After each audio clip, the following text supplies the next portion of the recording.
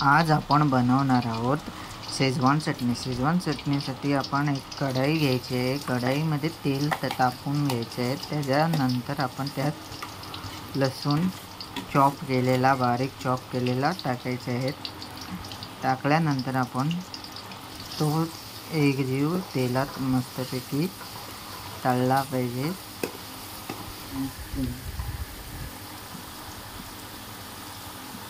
त्याला 5 मिनिटांसाठी आपण तेलात एकजीव करायचा आहे।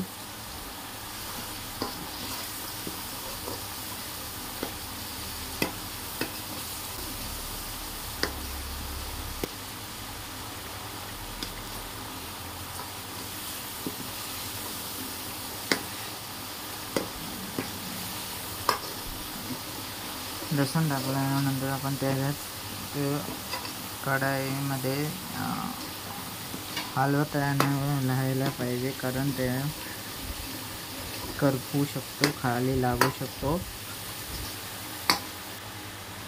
नंतर आपण त्यात चॉप केलेला आला घेऊन बारीक चॉप करायचं आहे आणि त्याच्यात टाकायचे आहे। लसूण जरासा शिजल्यानंतर आपण त्यात आला टाकायचा आहे आणि आला पण 5 मिनिटांसाठी भाजून घ्यायचं आहे। एकजीव त्याच्यात दोन्ही एकजीव करत घ्यायचे, परतून घ्यायचं आहे। 5 ते 6 मिनिटं मस्तपैकी त्याला परतून घ्यायचं आहे, कारण मी आपलं हे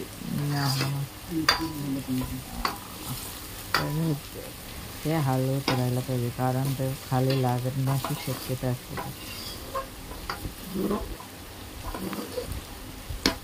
छोटी करायला पाहिजे, छोटी करायला पाहिजे।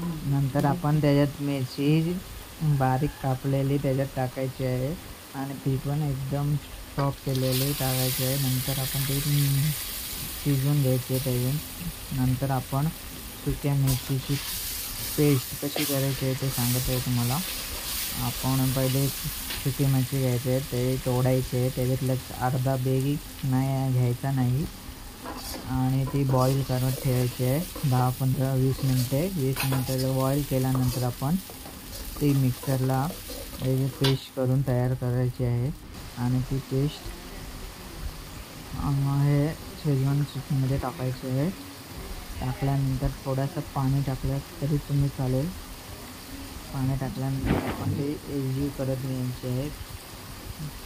एकजीव केल्यानंतर मग त्याच्यातला तेल हा वरती येतो। तेल वरती आलं म्हणजे ती शिजलेली आहे आधी।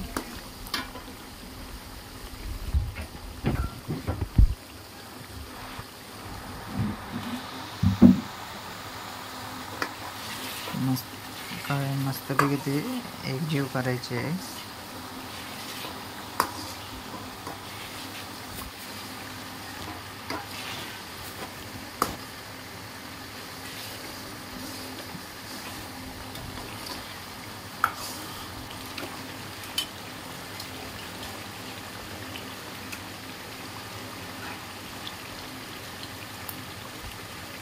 एकजीव केल्यानंतर आपण ते शिजल्यानंतर त्याच्यात आपल्याला पाहिजे असला तर आपण त्याच्यात रेड कलर टाकू शकता, नाही टाकलं तरी चालेल, कारण टाकल्यानंतर आपण तिथे रेड कलर टाकल्याने मस्त कलर येतो आणि दिसायला पण चांगलं वाटतं।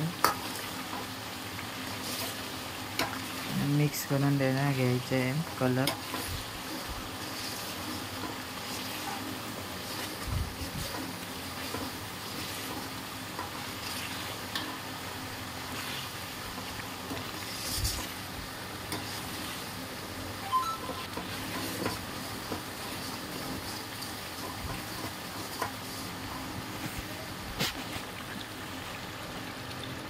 नंतर आपण त्यात व्हिनेगर टाकायचे। व्हिनेगर टाकल्यामुळे आपण ते जास्त दिवस ते टिकू शकते शेजवान चटणी। तेल आणि व्हिनेगर जास्त प्रमाणात टाका, कारण ती चटणी महिना 1.5 महिना टिकू शकते। आणि नंतर आपण त्याच्यात सोया सॉस टाकायचे आहे। सोया सॉस टाकल्यानंतर आपण त्याच्यात रेड चिली पेस्ट टाकायची आहे आणि ती मिक्स करून घ्यायची आहे.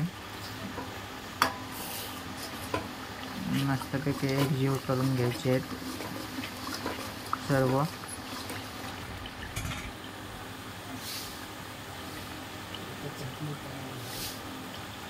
नंतर आपण त्याच्यात थोडीशी साखर टाकत आहोत, कारण मिरची सुकी मिरची तिखट असल्यामुळे आपण त्याच्यात टाकू शकता. तुम्हाला पाहिजे असले तर, नाही टाकले तरी चालेल, टाकले तर बरी होईल. नंतर ती साखर पण एकजीव करून घ्या. नंतर आपण त्याच्यात टाकणार आहोत टॅमॅटो केचप. टॅमॅटो केचप टाकून एक वाटीभर टॅमॅटो केचप त्याच्यात टाकत आहोत आणि मस्तपैकी मिक्स करून घ्यायचं आहे आपल्याला. टॅमॅटो केचप आणि सर्व साहित्य एकजीव करत घ्यायचे आहे आपल्याला.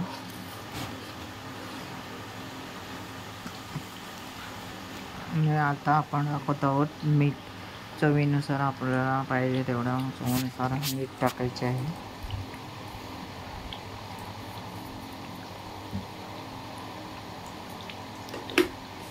मीठ टाकल्यानंतर आपण ते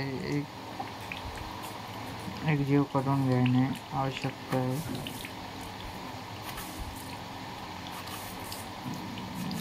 कमीच वाटल्यात आपण अजून मीठ टाकतो आणि एकदम एकजीव करून घेणे.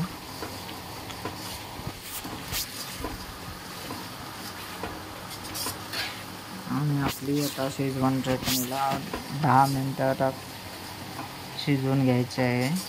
नंतर आपली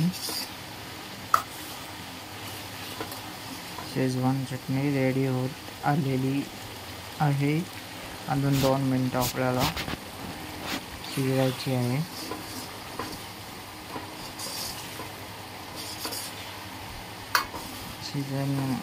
आणि आपली कढाईमध्ये ती हलवताना कारण खाली ती लागण्याची शक्यता असते, म्हणून आपण चमच्याने ती हलवत राहणे आवश्यक आहे.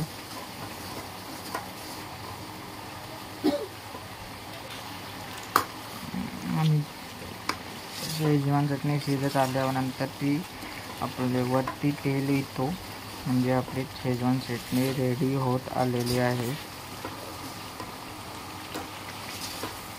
तुम्ही याच्यात टाकून बघा आणि तुम्हाला पाहिजे असलं तर मीठ साखर वगैरे टाकून टाका.